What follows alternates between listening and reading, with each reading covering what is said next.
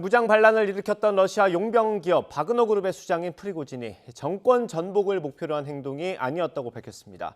이번 사태 이후 처음으로 입을 연 푸틴 대통령은 반란과 협박은 실패할 운명이었다고 언급했습니다. 국제부 연결해서 들어보겠습니다. 김태영 기자. 네, 국제부입니다. 네, 이 프리고진이 어디 있는지는 아직 확인이 안 되는 거고 육성이 공개된 거죠? 네, 그렇습니다. 바그너 그룹의 수장인 예브게니 프리고진은 텔레그램을 통해 11분짜리 음성 파일을 공개했습니다. 그는 불의에 의해 이번 사태를 일으켰으며 러시아 병사들의 희생을 막기 위해 진격을 멈췄다고 밝혔습니다.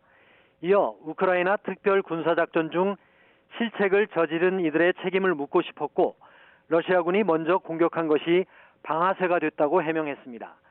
특히 푸틴 정권의 전복을 목표로 한 행동이 아니었다는 점을 강조했습니다. 프리고진의 육성 들어보겠습니다. Мы шли для демонстрации своего протеста, а не для свержения власти в стране. 프리고진의 육성은 지난 24일 반란을 중단한 뒤 이틀 만에 나왔습니다. 그는 루카셴코 벨라루스 대통령의 중재를 통해 벨라루스로 가기로 했지만 러시아 남부 도시를 떠난 뒤 행방이 묘연한 상태입니다. 네, 푸틴 대통령의 연설도 있었는데 뭐라고 했습니까?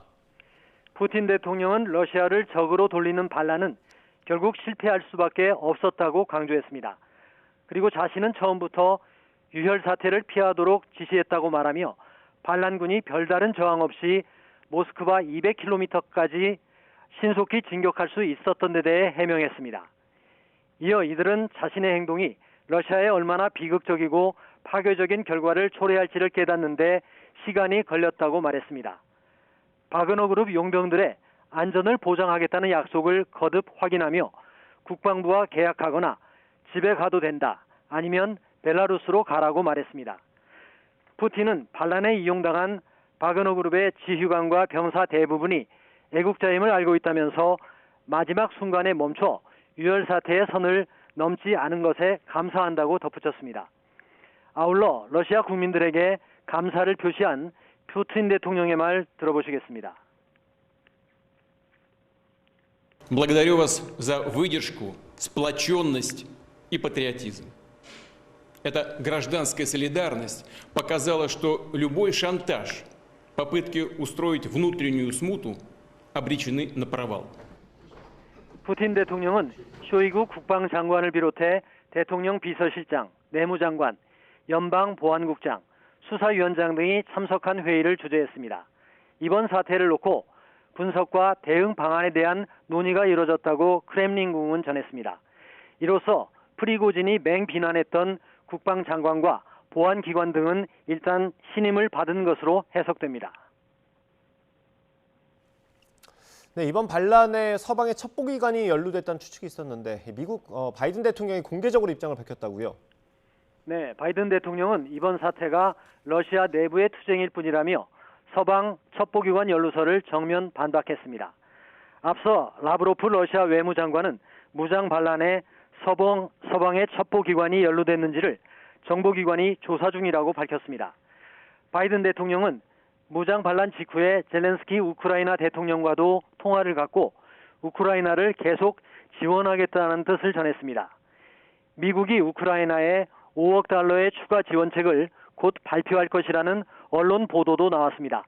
미국 언론들은 무장 반란 사태에도 우크라이나 전황에 단기적인 변화는 없을 것으로 내다봤습니다. 네, 이렇게 큰 변화가 없을 거라는 보도에도 우크라이나는 그래도 반격의 기회라고 보는 것 같죠? 네, 젤렌스키 대통령은 격전지인 동부 도네츠크 전선을 방문해 병사들을 격려했습니다. 앞서 말야르 우크라이나 국방차관은 도네츠크주 리우노피를 탈환했다고 밝혔습니다. 우크라이나군이 드니프로강을 넘어서 남부 탈환에 속도를 내고 있다는 관측도 나왔습니다. 영국 가디언지에 따르면 친러시아 텔레그램 채널들은 우크라이나군이 남부 헤르손시의 강 건너 마을 나치를 점령했다고 전했습니다. 그동안 러시아군이 점령했던 강 동쪽의 요충지로 진출했다는 겁니다.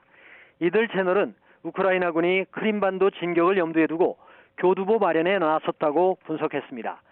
우크라이나가 카호우카댐 붕괴 이후에 생겨난 러시아 방어선의 약점을 노린 작전을 펼치고 있다는 관측도 나오고 있습니다. 지금까지 국제부에서 YTN 김태현입니다.